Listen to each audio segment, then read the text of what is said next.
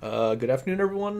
My name is Edward Nguyen. Today is Monday, September 7th, also Labor Day here in America. Today I have another special interview for everyone. This is Michael Caffrey of TOA Magic. Without going into too much more detail, I will let him go ahead and introduce himself and give a little bit of background about himself. My beverage of choice today is an ice brew with almond milk and hazelnut creamer because I'm a hipster like that. Michael, take it away. Hello, everyone. I'm Michael Caffrey. I own TOA Magic in beautiful Coopersburg, Pennsylvania. It's about an hour northwest of Philadelphia. I'm currently drinking water with no events going on and no travel. I've decided to cut caffeine for as long as I can, so we're on that train. Seems like a recurring thing. I've heard it go both ways. I've heard some people have certainly upped their caffeine intake now that everyone has worked from home, and some people have seemed to cut it out entirely. So, all right. Let's get a little bit of background about you. So, like you had mentioned, you own TOA Magic, but what kind of got you started into this? Obviously, you didn't go from random person to store owner right away. Usually, most store owners usually have some sort of background involvement in the hobby industry in one form or another. So I have a bachelor's degree in computer science from Lehigh University. I graduated in 2012, but in my senior year going to school there, I was spending a lot of time around the gaming community. I was a level two judge at the time, and then started working for another store in the area for that year and a half or so. I ended up getting fired that summer after I graduated, so June, and found out that the storefront was available a couple months later, and we set up shop and moved in, and it's all kind of spiraled out of control from there. So that's a pretty straightforward transition. Have you been at one location the whole time, or have you moved locations? I mean, it's 2012, right? You're on 8 years at this point, right? Like June Yeah, 2012 it's would be 8 years 9 years. in 8 years October. We've mostly been in the same location. The building that we're in has a 4,000 square foot suite that we're currently occupying, and then about a 10,000 square foot suite next door. So we had rented both of them at various points in time, and it moved the store from one side of the building to the other side of the building, and then back into the smaller side as we were trying to figure out our warehouse operations and our online activities. Where has we'll kind of visit the pandemic later, but where are you at right now in terms of your store being open, or what policies have you kind of adapted as it obviously varies state by state, but have you been open this whole time? Have you been working this whole time? Uh, where are you at on that? So the warehouse mail order operations have continued because Pennsylvania State had a carve out for mail order operations, which largely makes sense because you're not interacting with the public. It's a very controlled amount of people that are in the building, so it's not a high risk environment. The storefront was closed from mid March until mid June, give or take, and we reopened 2 days after we were able to, but we downshifted the hours to about 30 hours a week from the 55 it was before. We eliminated the gaming space, which is allowing us to fill the area with a lot more product. We'll definitely visit Oh, this a little bit. Oh, sorry, did you have something else? sorry. Yeah, and we also are not buying from the public in the general sense. We're doing a buys by appointment right now, but no wide scale buying from the public because the amount of time it takes to do a buy puts someone in a face to face situation for much longer than you would like. We'll definitely come back and visit this topic a little bit more. I just kind of wanted to touch very briefly on like the history of your store and kind of what brought you from the start to where you are now. Again, we'll visit the pandemic. That's a pretty relevant topic.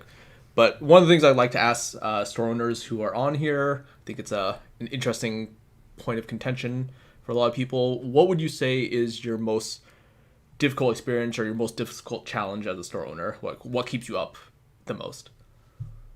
My most difficult challenge personally has been anything involving labor. We've fired or let go or had over 50 employees quit in the past 8 years. So total of those three categories, which causes a lot of personal reflection of where did I go wrong? What should I have done differently? It's not like people don't quit jobs, they quit managers. So in some of those cases, it's been a direct result of things that I handled poorly or could have done much better on. So last Friday, I did an interview with Rusty Hunt from Next Ridge Games. We talked about you briefly. Some of the things we talked about, just to give a little more perspective for anyone out there who's listening, someone who is looking at opening up a store or perhaps a new business owner. One of the things that I had mentioned in working with you for as long as I have, probably about a little more than 2.5 years at this point, one of the things I learned that was probably the most valuable lesson, and I think a lot of people can take to heart, is you had mentioned that you balance your business decisions around labor. So I'll let you expand on this since you probably have the most, you probably have the best examples or just your general thought process when you said this and how, just to like frame it for people out there who probably don't do this well enough as they should. And I think from my perspective, this is probably one of the biggest things that they can do to improve their business. So this cuts in a couple places. One is trying to keep people happy, figuring out ways of offering amenities or providing them options that can oftentimes make up from not getting paid as much in this industry as they might elsewhere because they just enjoy the job more. But the other side is that when you're designing processes or the way you go about doing something, looking at how to reduce your overall labor costs while doing that is a big challenge, but also a big payoff. So when we're packing up orders and bubble mailers, I order stuff from TCG Player all the time. I get all sorts of different bubble mailers. We use one of the largest sizes of bubble mailers in the industry, which is a number 0. It's a 6 by 10 inch mailer. It turns out the shipping cost is the same no matter what size mailer you use, but by having a larger mailer, you only have to fold a piece of paper in half twice to fit it in instead of 3 or 4 times in a larger mailer. So that might be a 10-second savings that you do 20 times a day. Yeah, so anyone out there who is watching the live stream, I do have this is a zero, this is a 0 size bubble mailer. This is what he's talking about. Most people you usually see when he's talking, I'll find one. But most people are most prone to using the 000, which is the smallest size. It basically fits an invoice, an 8.5 by 11 letter that you can fold up, and it basically fits that and a card inside. So that's like one example. What are some other examples that you can think of that would probably be a relevant change for a new business owner that they may not be making, that they could probably be cutting their labor costs on? I guess this is not particularly relevant for most LGSs, but we opened about 100 boxes of Jumpstart. Our overall process for opening it was open the foil packs, then sort out all of the colored packs, the inner decks by decks, so like all the white decks together, all the blue decks together, because it's much faster to sort these decks by color than it's to sort all the individual cards together. And that meant putting everything back together took less time to get everything in the inventory than if we had just opened the decks all at once and then sorted it out from there.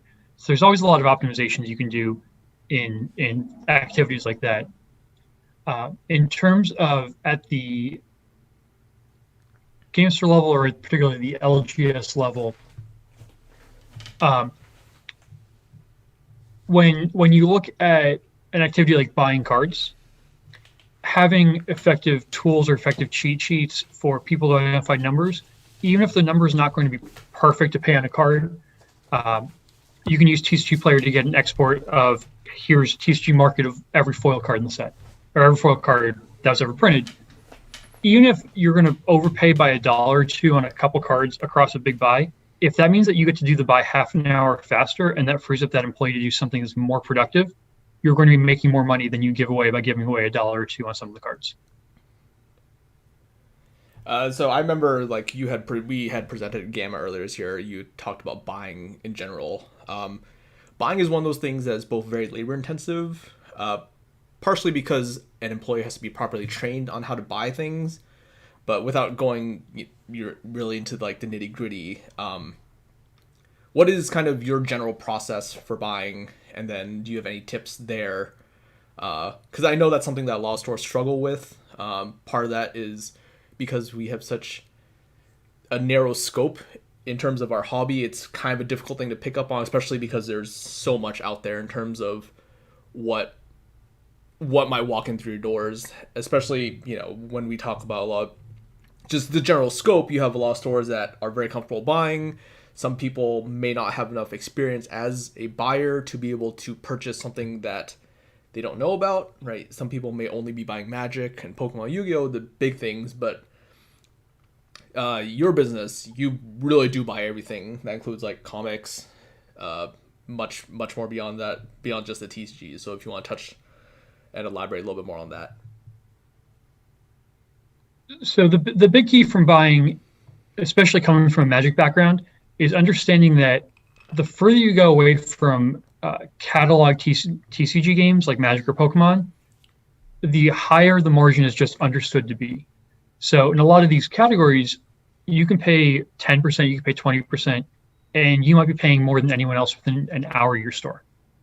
I bought a collection of 1980s era sealed role-playing games, and we paid a couple $1,000s and ended up selling it for about 4 times that. Even though the stuff's very, very desirable, there's not a market for it. It's not easy to look all this stuff up. A lot of it doesn't have barcodes, so it's tedious on the sell side, but it's very easy to meet customer expectations on a lot of the stuff because you don't have to pay 50 or 60 or 70% like you do on some Magic cards.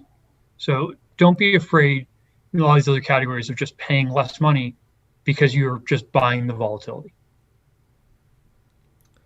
That's certainly a very interesting point. I think a lot of store are pretty hesitant to go outside their comfort zone. Again, like I had mentioned previously, a lot of it seems to be in the training, right? Like in your example, you said 1980s role playing games, but in terms of things that are more, how to put it, in line with what you would traditionally see come in, like how would you handle things that have more discrete values but are not so obvious? Like, do you buy sports cards in your store, for example, or like comics? Like, what is kind of the general training process you would use to introduce an employee to those? So the biggest thing with buying in general, from my perspective, and I probably should have led with this, is it's usually better to let the customer do the work when you're dealing with something where the customer probably knows as much or more than you do. This gives you a little bit of upside that if the customer doesn't realize they have something really good, they're not going to bring attention to it, which means that you're not really going to be paying for it. Your employee's not going to know either way anyway, so it's not a huge deal. But just go ahead and ask the customer at the start of the buy, can you go ahead and pull out anything that's going to be particularly interesting or particularly valuable so that I can make sure I give you a good number on those. And you're being upfront, you're being honest. And if the customer says, these are my four comic books that are really good, now you can take the time, you can do your research on it, you can pay a more reasonable number on that in the 30, 40, 50, 60% range, depending on quite how good they are, and offer a bulk type number on the rest. This applies for Magic. If you have employees that don't really do Magic, if the customer brings you a 1,000 count box, you're like, hey, I can't really go through all that. If you give me anything that's going to be more than $3 retail, I'll be happy to buy that from you. And you can look up 50 cards or 100 cards very effectively, and then buy the rest as bulk. And those sorts of deals usually work out very well for the store. So in terms of buying, right, we keep hammering on this. So in our current state right now, right, you had mentioned that you're not doing any in-person buys at the store, by appointment only. What do you think is the current state of collectibles?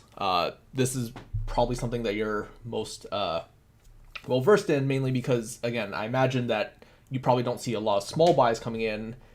I imagine you probably see a lot of bigger collections or things that people have recently dug up in the pandemic, given their extended stay at home, and it's probably given more time to clean out the closet, as it were. Yeah, I've had a number of conversations with people that have very large collections, oftentimes hitting the 5 figures sort of range. And a lot of people that are trying to trade things they own into buying pieces of Power 9 they don't have, or doing a lot of deals like that. So the pandemic has generally been fairly positive on collectibles in general. From the store perspective, we finally have time to hit a lot of these projects that get buried or get backburnered. I just listed all of the 1999 World Championship decks from Magic because I finally had the time to sit down and grade and list those. And that turned out to be a $5,000 box of cards because Gaia's Cradles are $200 each now, which is pretty amazing. Yeah, that's Guy's Cradle is definitely one of those cards that we've certainly probably been the most affected by the pandemic. Collectibles just across the board seem to be very, very desirable overall. Have you had any really standout buys? You said you've had fairly substantial ones. Have you had anything that's really an interesting story come out of this, since the pandemic started in terms of buys? I have two pretty interesting ones that are slated or in negotiation that I can't talk about at all right now for obvious reasons. But I was able to fly out to Arizona back in late May or early June. Sorry, it was early July, right after the 4th. And I bought a Alpha Lotus from a dealer out there, as well as some other inventory that they had. And that was a pretty sizable buy. But there's not really a lot of, hey, I found this binder in my basement and want to sell it now. Partly because I don't think I'm positioned quite well enough to be seeing those people or talking to those people.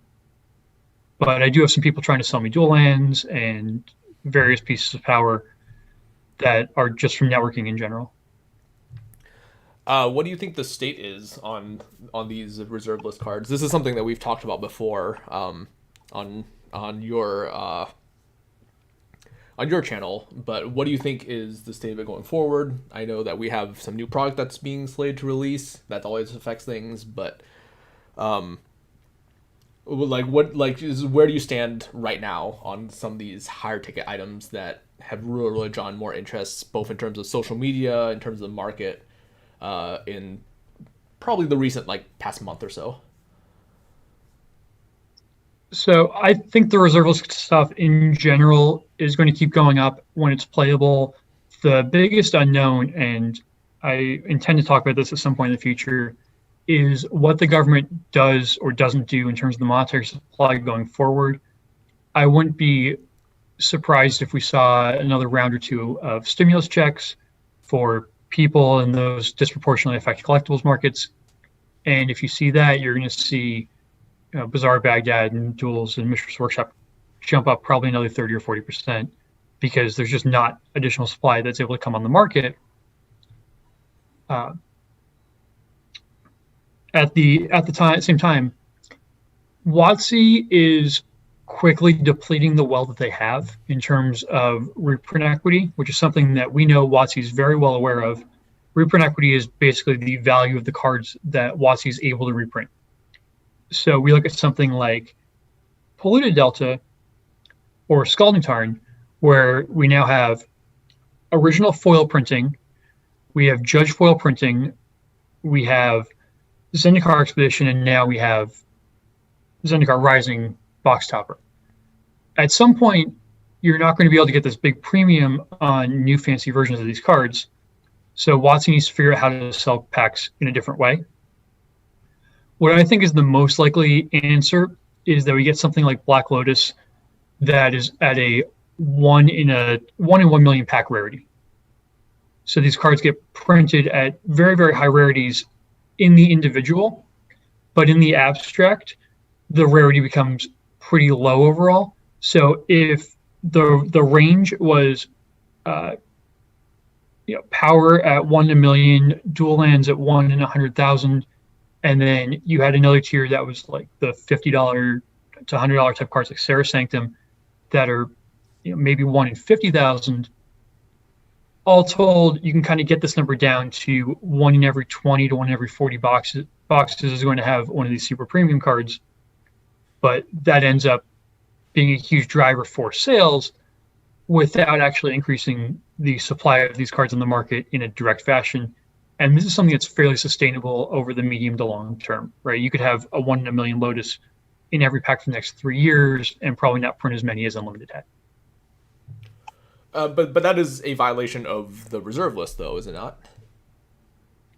Uh, it absolutely is, but at some point you have to remember that WotC is owned by Hasbro, who's publicly traded, and the dollar sign impact of breaking the reserve list versus maintaining the reserve list is going to swing in the other direction.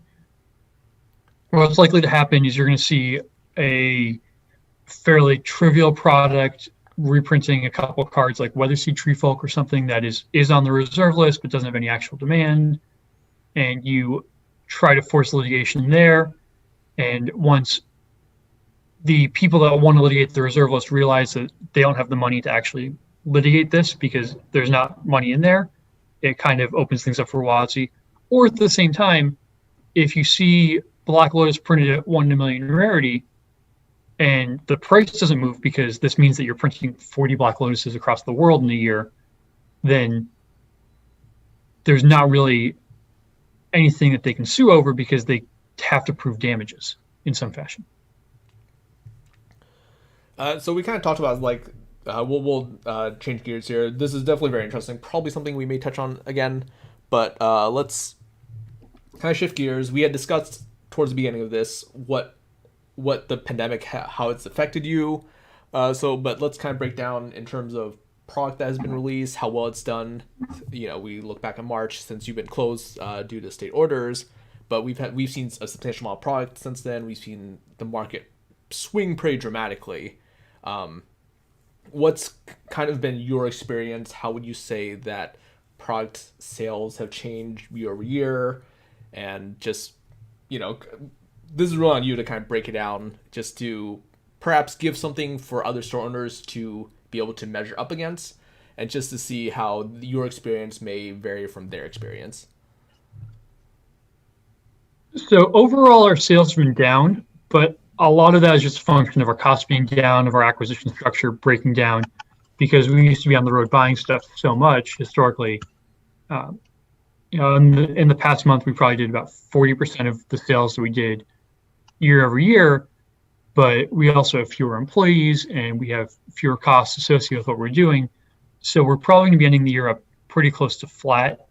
One of the big shifts we made early on was increasing our orders of sealed product.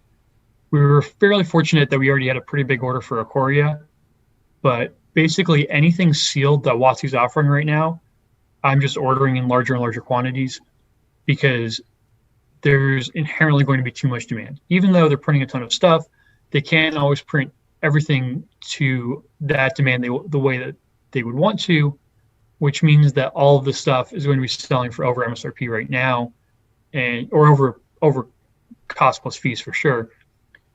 And it just becomes very profitable. We just had another wave of Jumpstart hit the market this week, and those boxes are still at $140 or $150. Meanwhile, wave one was selling for as much as $200, and the cost was the same as a regular box. So the big takeaway is just buying sealed product is an easy way of tapping into the secondary market when you're not really able to buy stuff like you used to be able to. At the same time, without shows, we've been scanning a lot of our high-end items, putting them on our website and on TCG Player, as well as eBay. And we actually saw a trend that a lot of cards that we thought were completely unsellable at events ended up selling really well online. Unlimited Force Field was like the first card that we sold out of online, which is something that everybody that I've ever talked to has just said, oh yeah, this card never sells in person for me. So from a retail advice standpoint, it's take a look at what you own, spend the effort to get that monetized in some way, get that on the market, turn into money. And depending on your overall business position, you should be leaving this year with fairly substantial cash reserves all in all, depending on your business model. We are heavily into singles, but when you kind of look at the pie chart of where your expenses go, where you kind of equal rent, labor, and kind of everything else is half the pie chart, and then the other half is your cost of goods. Having the slowdown, having reduced hours in the storefront because organized play, well, turn that labor into getting stuff you already own on the internet, and you'll end up the year in a much better place. So to touch a bit more on sealed product, have one thing that I discussed with Rusty last week, and it seems to be kind of a general trend, is that there seems to be a shortage on sealed product just in general. You mentioned that Jumpstart had already received a second print wave this past week. Have you experienced this with other product as well? In terms, since the beginning, tracing back, we've seen a few Magic set releases, starting with Ikoria back in June or May rather. What's kind of been your experience ordering product overall, and how much have you had your orders cut? So this is kind of a challenge of navigating the market and guessing how WotC and how distribution is going to be reacting on things like this. We ordered pretty high in Ikoria. We got all of that. We ordered double masters with kind of what we thought to be a fairly reasonable amount on the regular boxes, basically half of what our Ikoria order was, because that's realistically what we're going to be getting. And we heard from the grapevine that VIP was going to be readily available from distribution in advance. So we made the decision that buying into Double Masters VIP packs is basically the same as buying into Double Masters booster packs. So if you think Double Masters is going to sell well, VIP, if VIP is half as good, it's still going to be a really good product release. And we ended up buying almost 3,000 packs of VIP in total from distribution on the expectation that that set was just going to be that good, because you got to ride everything that was in the regular Double Masters, plus also have additional upside because there was less filler in the packs. Yeah, it's I've heard such varied responses. I don't know if some other store owners, some other people just were late on their orders, but it didn't seem like it affected you as much. But from the general gist is that there seems to be a pretty big shortage on sealed product. What is your position on sealed product overall? Is it something that's worth holding on to? Anyone ordering Jumpstart today, is it worth holding on long term, or is it just something that is a quick flip? Both from the store owner perspective, and perhaps the owner, or perhaps from a store owner's perspective, and maybe from someone who's looking to hold on to sealed product long term. Is there anything this year that is of interest? So I'm going to say neither, because I think Jumpstart packs are very good to hold for the short term. We're kind of looking at the Christmas type outlook. WotC's likely to be reprinting more of these in the future, either Jumpstart as a set or just the cards inside it. We're seeing a WotC that's very trigger happy on getting product out there, on creating reprint equity, on burning reprint equity. So I would expect to see some of these Jumpstart singles be reprinted sometime mid next year. I would expect to see Crater Hoof Behemoth, Rise of the Dark Realms, and some of the headliners from Jumpstart be in Commander Legends, because we're seeing a number of cards appear in both Mystery and Jumpstart, or Mystery and Double Masters, in a way that's not really healthy in the marketplace. Big example for this is Centriplets. Centriplets was a foil and mystery booster, sold for about $7 or $8 in the mystery packs, got reprinted as a rare, I think, in Double Masters, and just kept the price down. So WotC really wants to be getting these cards out in the marketplace. So what you're going to see in general is that the sealed product just doesn't hold value the way it used to.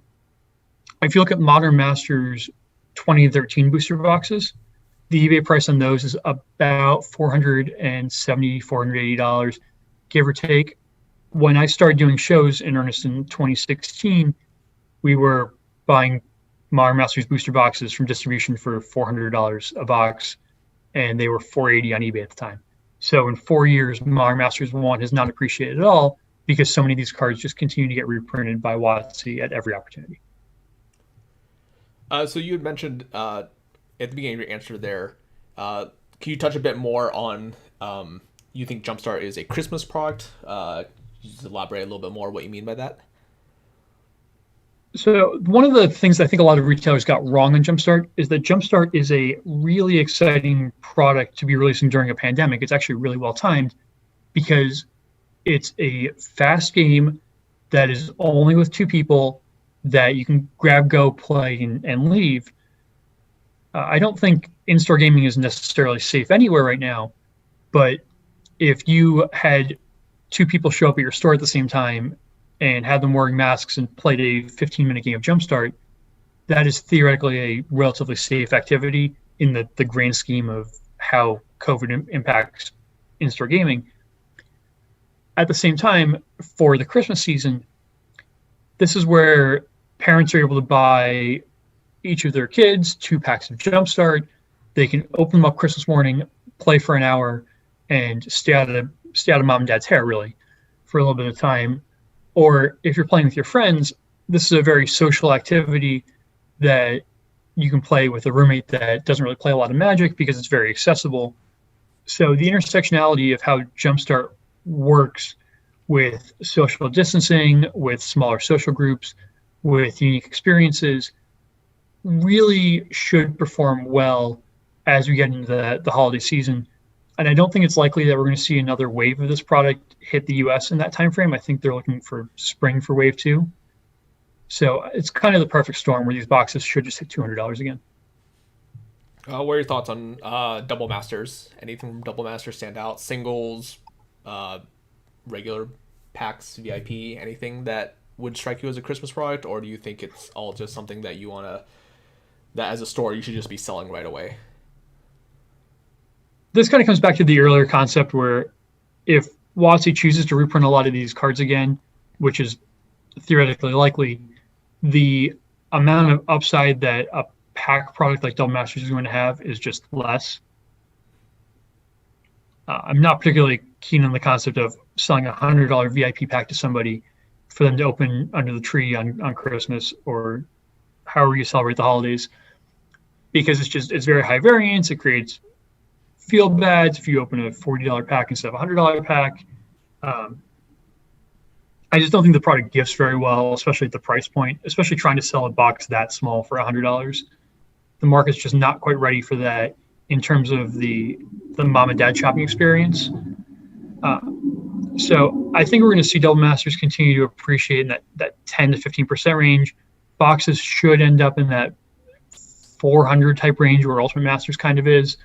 But I think we've kind of hit the cap where the rebound of singles prices was so fast on the set in a way that we've never really seen before that there's not a bunch of upside still left on this product because it already got realized on release weekend. Fair enough. We'll shift gears a bit here.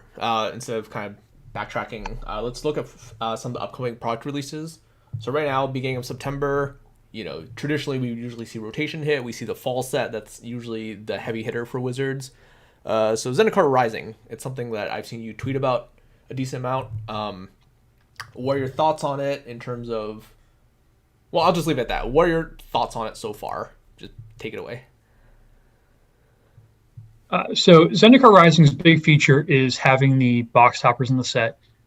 I fully believe the box toppers are way too pushed for using reprint equity well.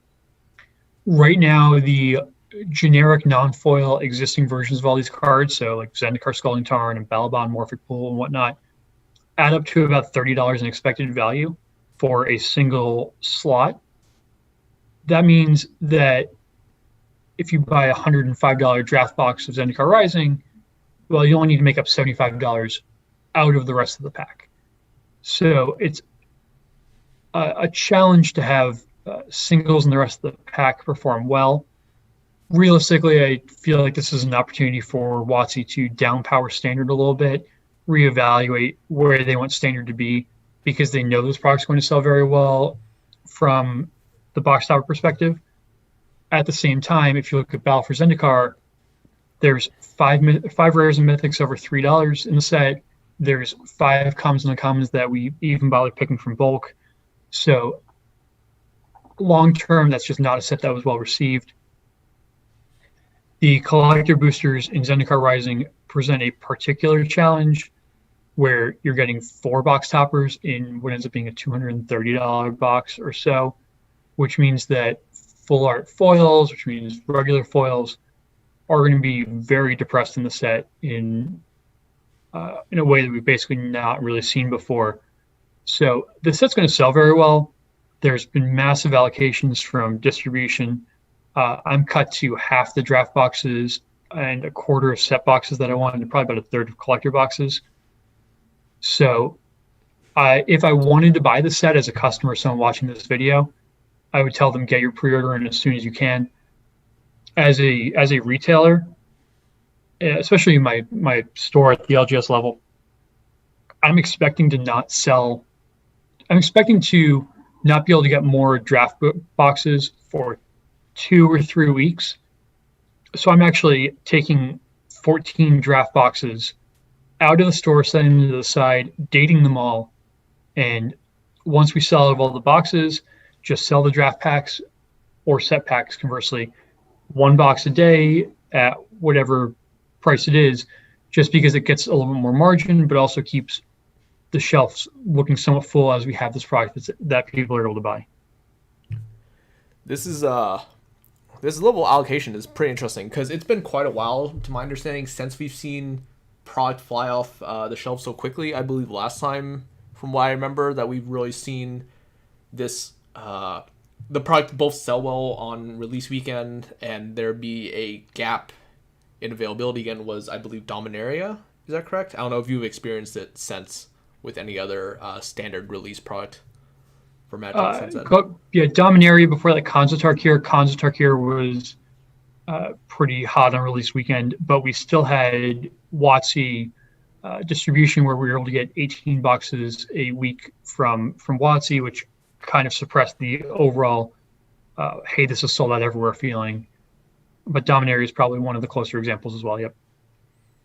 Yeah, for those who aren't aware, once upon a time, WotC actually gave you the option to order direct from them without having to go through a distributor. I believe that went away. I want to say it's probably been 2 years at this point. It's about 2 years. It's much more recent than I thought. Yeah, it's a fairly recent thing. But you had the option that you could put in a weekly order. Usually it was for more esoteric things. I think the majority of... back when I was in New York working at a game store, I think the majority of the product that we ordered direct was usually things that were heavily allocated that we couldn't get a lot of, as well as foreign product for customers whenever they wanted a specific language or something a little more bizarre that we would not traditionally order otherwise. I believe that was... Yeah, it was nice to kind of know it was always there, really. Right. So let's backtrack a little bit. Zendikar Rising. So you said, so box toppers, that's kind of the hot topic. We are seeing that for anyone who hasn't kept up, we are seeing expeditions again. Kind of, this is a callback to Battle for Zendikar in 2016. This was the introduction of masterpieces to packs. They were distributed a little bit differently back then. Expeditions were more in line with... I guess expeditions you could almost consider a callback to the original Zendikar set when they had hidden treasures, which were the first print run of Zendikar. There was a very, very small chance that you would obtain a hidden treasure, which were cards that, to my understanding, Wizards were buying back and putting them inside packs at very, very low rarity. I believe it was one per probably at least 30 cases or something. It was a very, very rare thing, but there are reports of people opening up dual lands. You could open up power. I actually believe that a store in Corvallis, Oregon, which is where I went to college, about 2 hours away from me, someone was actually there to open the Black Lotus. One of them. I'm sure there's more out there. So that was the original iteration of hidden treasures or Zendikar containing something very cool inside the packs. Battle for Zendikar was the introduction of expeditions. That was something that they revealed at PAX West in 2016, right before. These were alternate art framed cards that would show up. I believe it was about 1 every 3 boxes. 2 per case was the conventional breakdown. Some cases only had 1. And they contained, at the time, it was Battle for Zendikar. What was it? It was a full set of shock lands, fetch lands. What was the other cycle that made up expeditions?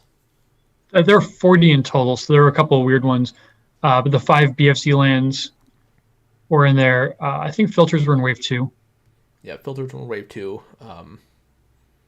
Regardless, both Battle for Zendikar, Oath of Gatewatch, that was the introduction to Masterpieces, kind of these cards that did come in at very low rarity, had alternate art frames that really made them stood out. As you had mentioned, box toppers are kind of the new trend in how WotC is distributing these premium cards. So one of the things that I know that you had posed about in a poll on your Twitter that I thought was pretty interesting was the projection of some of these box type cards that are coming out, where we see them on release day, where they're pre-ordering now. So you've pushed for TCG Player to put prices up. You have these available on your website. What is your rationale for pricing them, and what do you think the price trajectory looks like from where they are at now, and then where they are in release, and then where they'll be in like a month's time? So historically, we with Double Masters in particular, we set off with really aggressive pre-order pricing, usually 20% off TCG Player on this sort of stuff, on our website toamagic.com.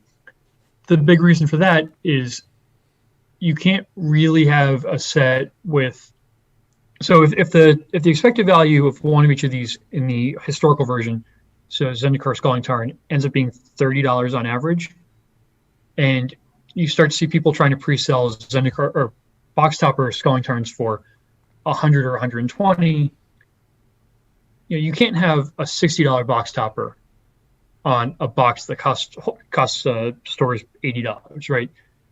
That just is so far out of line with the break value that it doesn't really line up with what happens when these things inevitably hit their equilibrium.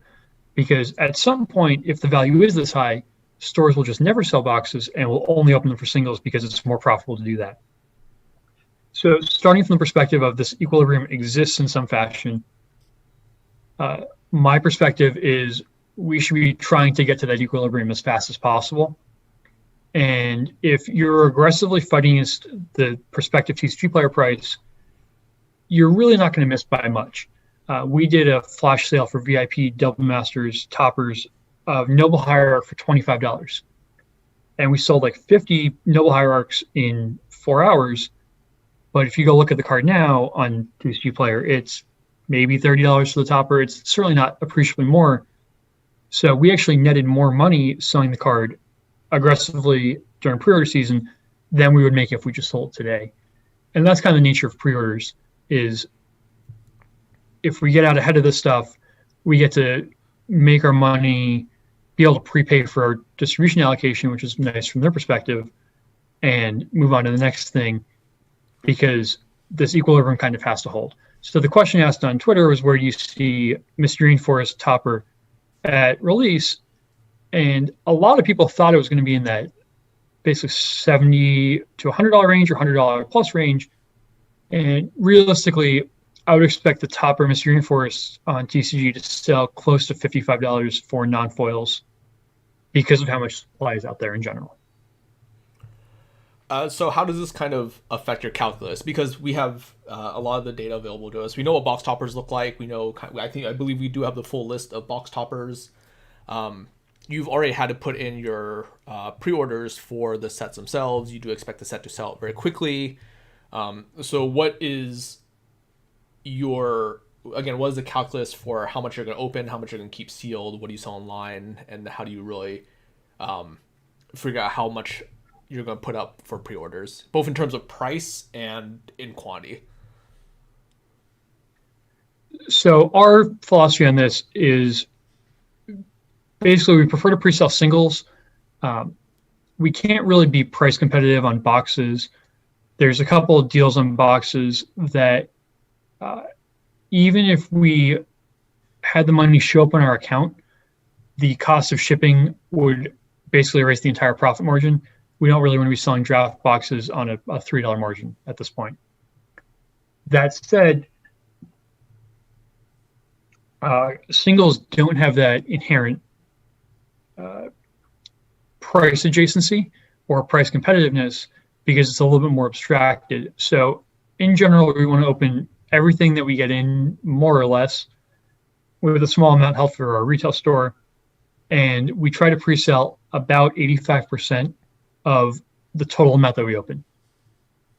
So if we open 900 booster boxes of Zendikar Rising Draft, we can say in that 900, we're going to get 30 of each. 85% of that 30 becomes 26. So we're fairly confident that we're going to be able to get 26. Oftentimes, on one or two cards, we only open 24. And we just find orders where we got one or two copies that someone bought by themselves, and we just negotiate with someone else to ship those orders out on our behalf. So the customer still gets it within a couple of days of release like they're supposed to, but we get to just balance the overall pre-order process well. All right. I think that's enough about Zendikar Rising. Obviously, there will be some more developments in the coming week. I believe the full set doesn't get spoiled until this Friday. Should be this Thursday. Thursday, that's right. So looking forward a little bit more beyond Zendikar Rising, we do have the Commander Legends Green. What are your thoughts on that? Commander Collection Green is absolutely a disaster. It's fine that WPM Premium exists. It's fine they get taken care of on some of this stuff in a way other stores don't. It's not really fine that they're the only source of this product that people are going to be coming in wanting. We don't have a close WPM Premium store. Actually, I take that back. I think one of the alternate universe stores is premium now, and they're 40 minutes away. But in a contested market like the Tampa, Florida area where Cool Stuff is, having all of your local customers that would want this product drive over to Cool Stuff instead of your store to get the foil version of this product isn't really healthy for the market in terms of what WotC should be doing. I think this is something that can be solved by using allocation as a tool. I guess to preface this, the Commander Collection Green is available in premium foil versions for WPM Premium stores only, and in non-foil versions for everybody with fairly tight allocations. This is basically a from the vault style allocation. So in situations where WotC wants to be rewarding some stores, I wouldn't be upset if premium stores only received the foil version and then regular stores received 80% normal, 20% premium. So they had maybe 2, 3, or 4 copies of these very chase cards that they could run a tournament with, reward their local players. But Cool Stuff's pre-ordering the premium one for $300 at this point, I think. Some fairly egregious price that they kind of just get because WotC constrained the supply so tightly. So just to give a little bit of background, so when you referred to From the Vault type allocation, for everyone who isn't in the know-how, since From the Vault has been discontinued for a few years now, From the Vault used to be the way that stores really got rewarded, as it were. It was a product that was released once a year. Usually they were thematic. They were built around some central theme, and they would usually have iconic cards that really focus on that theme. The first one was From Vault Dragons. They've done a few since then. There's Angels. There's From Vault 20, which contained 20 cards for Magic's 20th anniversary. The MSRP on this product, back in a time when MSRP actually existed for a Wizards product, was $34.99. We almost never saw this being the case. Do you want to touch briefly on how you dealt From the Vault when in the lifetime for your store when you had it? So the way I tend to deal with any allocated or very desirable product is to attach it as an incentive to a behavior I want to see. So for From the Vaults, and this came up on Time Hop on Facebook a little while ago, for From the Vault lore, I believe, we raffle off the opportunity to purchase this product at MSRP to all of our event players playing in the store on a given event. So it might be for the entire month of September when this releases. Anybody who plays in an FNM, you get a shot. If you pass, we're going to keep going until we find somebody who wants it. And if you've already had an opportunity to buy one, then you don't get another opportunity. This gets them out in the community in a very broad fashion. we've done events before where the top 15 players would just get to draft it from the vault in an event where everyone just gets to pick whichever card they want, which is also an exciting way to do it. Basically, whenever there's something that's very hard for everybody to get their hands on, giving everybody a fairly reasonable shot at it is kind of the best thing to do, in my opinion, on product where on some of these products as well, you can also just incentivize sales if you know you have bigger spenders, sending out a couple emails in advance saying, hey, I know you really support the store. We really appreciate this. We want to take care of you. We want to give you an opportunity to buy this for $35 or our special pre-order price of $50, what have you. Kind of hits all of those notes pretty well in a balanced fashion. Because realistically, you don't want to be the store that's saying, oh, buy this for me for $120. Conversely, I haven't done this, but if I was in the spot, I might say, hey, we want to upgrade our game room chairs. And if we sell all the from the vaults at $120, we'll be able to afford to do this. So it becomes a community thing where they might be paying a little bit more, but there's the tacit acknowledgement that they're supporting the store and doing something that they get to then enjoy, and it balances out a little bit. Very valid points there. That's very interesting. So, this is kind of from the vault. So is this something that you'll be doing again for Commander Legends Green? Because you said that you're not a WPN premium store. There's not really one close to you, 40 minutes away. What is going to kind of be your strategy? How much of the product are you going to be opening? Because I do imagine that this will be something that will be allocated as well. How much will you be keeping sealed? How much will you be opening for singles? Because this is limited, but it's limited. We do expect allocations on it, but there's upper limit to how much you can open for singles, mainly because there's only 10 cards inside the set, I believe. It's been fully spoiled already. Only 10 cards inside the set. Again, how much do you plan on opening for singles? Is it worth opening for singles, or is it just something that you want to put on the shelf and sell off? But it sounds like from what I see online, the premium one is going for substantially more than what people expect. I haven't actually looked too much at the non-premium, mainly because I don't think it has received quite the same attention that the premium variants have. So in general, we want to provide service to our customers, opening up a small number of them. So if we're getting maybe 12 total, I might open up 2 on week 1 and then give out 2 to events at that point in time. Clearly we can't have events now, but if we could, give away 2 for the events and then kind of just switch back and forth for each week after that, based on how sales are, based on if people are buying singles at all. I think in general, this is a product you want to lean towards opening for singles because you avoid the price sensitivity of, oh, this should only be a $40 product or what have you, because it's, oh, we're not selling Commander Collection Green. We are selling Foil Worldly Tutor instead. So, come buy my Foil Worldly Tutor for whatever price TCG says it is, not whatever price the internet says I should be selling this sealed product for. So with that said, what do you think the remainder of 2020 looks like for you? Just in terms of what are your goals? What are you expecting? How well do you expect Zendikar to do for you, etc.? Kind of just what is your prospect for the remainder of the year? Obviously still mid-pandemic. How's that kind of going to affect your goals for the year? And then how's that going to affect what you do going into 2021? So our priorities for the rest of this year and 2021 really don't even tie back to money or really making money. Because if we do everything else right, that is going to tend to follow. Instead, a lot of my effort is focused on building a better business, creating better process, cleaning up the warehouse. We have a 10,000 square foot warehouse. We deal in comics and everything else. But one of our big goals before Christmas is getting the warehouse emptied out as much as we can, getting everything into the store, getting everything priced. So that way we can just start staying on top of things as we keep getting new items coming in.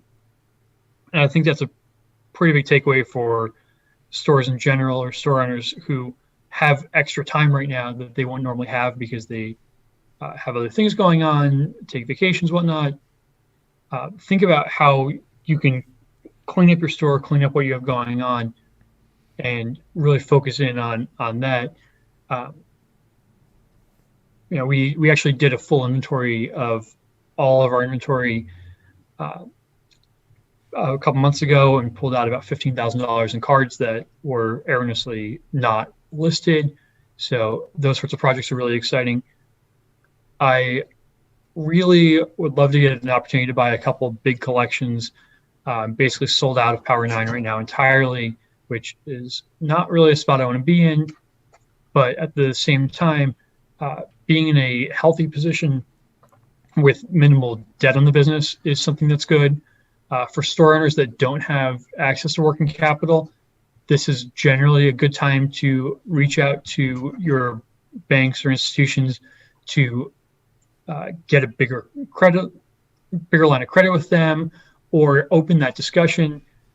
If you're a small store that does maybe $500,000 a year in sales, but you have $20,000 in your bank account right now, and you go to your bank and say, "Hey, I'm interested in getting a line of credit," they might be able to give you a $50,000 or $60,000 line of credit and feel fairly safe in that because, well, he has money in the bank, he's not spending it right now. So, this should be safe for us to be able to do. The best time to get money is when you don't need it, because if you need money, it's going to be much more costly. So that's something that I'd advise basically everybody to take a look at, since it feels like the financial sector in this country is fairly stable overall. The stock market seems good. In terms of going into the holiday season, sales in general are historically lag in October and the first half of November, and they get really good for the second half of November and December. So we're probably going to be selling out of everything. I think the beginning of 2021 is going to be fairly abysmal for sales, because I think it's going to be really hard to restock through that holiday period. So we're kind of just going to be sitting on cash reserves a little more than we want. Based on the vaccine potential with COVID, I would expect to see shows back the second half of 2021 or January 2022, most likely. At the rate we're going, it seems like enough of the population is going to be infected that by 2023 or 2024, it almost isn't going to matter, because we're at 2% already. So if that gets up to 12% or whatever, we start to see reduced spread. So a lot of my mental energy has been spent towards what is a show going to be looking like at that point. How do we innovate the model for events? How do we define what our inventory should be? How do we get better at doing shows? And we have a lot of things we want to try and do there. So that's a big part of it. I've also had time to spend writing a little bit more. I do have a Patreon that I'm going to plug here. It's patreon.com/TOA Michael. I have tiers for store owners where they can get my thoughts on upcoming product. Where for Zendikar Rising, I said, hey, set boosters might be hyper allocated. You should probably order draft boosters. People who took heed of that and ordered kind of high on both are fairly well served. If store owners that only ordered set boosters are kind of scrambling right now when they can't get draft boosters. So in general, it's been pretty good for this year, and hopefully I'm going to have time to continue doing content, continue just innovating in this industry in general. But I think that kind of covers most of my 2020 thoughts. If you want to pick at anything, though, let me know. So I'll just touch on this real quick. We're approaching the 1 hour mark. That's usually where I try and keep this, just to avoid overwhelming people because it becomes a bit much to absorb all at once. So when you say building a better business, so on your scale, obviously, what affects you, how you build your business better, is probably going to only apply to a small subset of people. Just real quick, what would be a build a better business tip for someone who may just be starting out? Perhaps not quite ready to make the transition to a business yet, or they're looking at doing it, or perhaps a store owner who has only recently picked this up that doesn't have the same volume as you mentioned, like perhaps a small owner who only does $50,000 a year. What do you think building a better business looks like for them? on that scale? Um, Step one is get a point of sale system. Square is my general recommendation, unless you have something weird going on. It doesn't interact well with TCGs though, so you may also need TCG Pro for single store kiosk for that. But step one, get a point of sale system.